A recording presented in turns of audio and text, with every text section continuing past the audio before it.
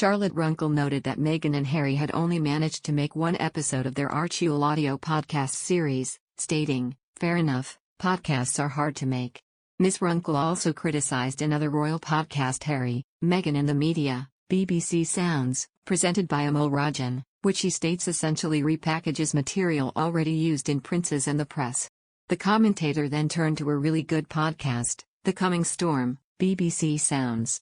She said, "Harry and Meghan take note, The Coming Storm, a cross-section of society and politics, feels urgent and necessary, unlike more royal posing." In the other hand, according to reports, the couple are not over the moon with the palatial pad, which they've called home for 18 months. But sources tell us there's more to it than that. As the world begins to finally open up again, Harry and Meghan have ambitions on a global scale and want to strengthen their connections across the US and around the world. And that means expanding their property portfolio accordingly. They're happy enough in Montecito, but it does have the drawback of being a little isolated from a socializing point of view, says an insider close to the Duke and Duchess of Sussex, who stepped down as senior royals in 2020 to pursue a more private life across the pond.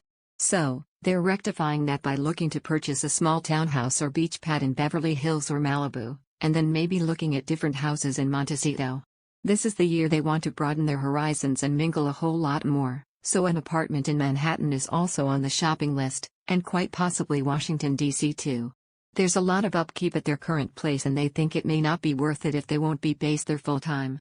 Despite first landing in Los Angeles when they moved across the pond, Harry and Meghan chose to settle 2 hours away, in Montecito, Santa Barbara, as it gave them more privacy and space for their growing brood, their parents to Archie, 2, and 7-month-old Lilibet.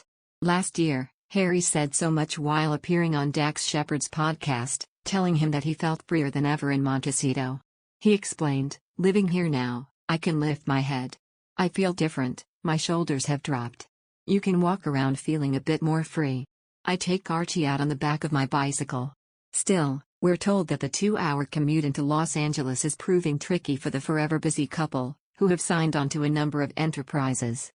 Meanwhile, while money is clearly no big issue for the couple, there's no denying that they've had a bit of financial embarrassment this year, following news that their US-based charity Archewell, which they founded 2 years ago, raised less than $50,000 in 2020. This came as a surprise to many, especially since it cost the couple. And then, of course, there's Meghan's recent, very modest payout from Associated Newspapers. Last week, it was revealed that the newspaper group was ordered to pay a nominal sum of £1 in damages to Meghan for printing her private information, plus an additional confidential sum for infringing her copyright. Still, the Sussexes' bank account will soon be at least £11 million better off once they sell off that palatial Montecito property.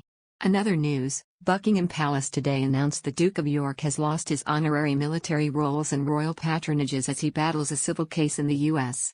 Andrew denies the allegations against him. A royal source added that the Queen's second son will no longer use his HRH style. Reacting to the dramatic development, royal commentator Peter Hunt tweeted, "Brutal. The Windsors have shown that when the institution is under threat, dynastic preservation trumps flesh and blood." Broadcaster Jeremy Vine echoed Mr. Hunt, posting, "Buckingham Palace is starting to look even more brutal than the Conservative Party." Former Good Morning Britain presenter Piers Morgan wrote, "Utter humiliation for Andrew, but he only has himself to blame, and far worse is to come if he continues to try to stonewall his way out of any accountability. Read the serious allegations against him and his relationship with Epstein/Maxwell." Baroness Hoey added, "Her Majesty the Queen as usual acts in the best interest of the UK. No one can be responsible for the behaviour of a member of their family, and my sympathies for Her Majesty on a personal level." Nigel Cawthorne, author of Prince Andrew, Epstein, Maxwell in the Palace, said, "The palace appears to be running out of patience with Prince Andrew. The signal that evidence gathering in the Jewfrey would now start in earnest clearly triggered the stripping of Andrew's titles and functions. The move represents the Duke's complete removal from official royal life." A royal source said the issue had been widely discussed with the royal family and the military posts would be redistributed to other members.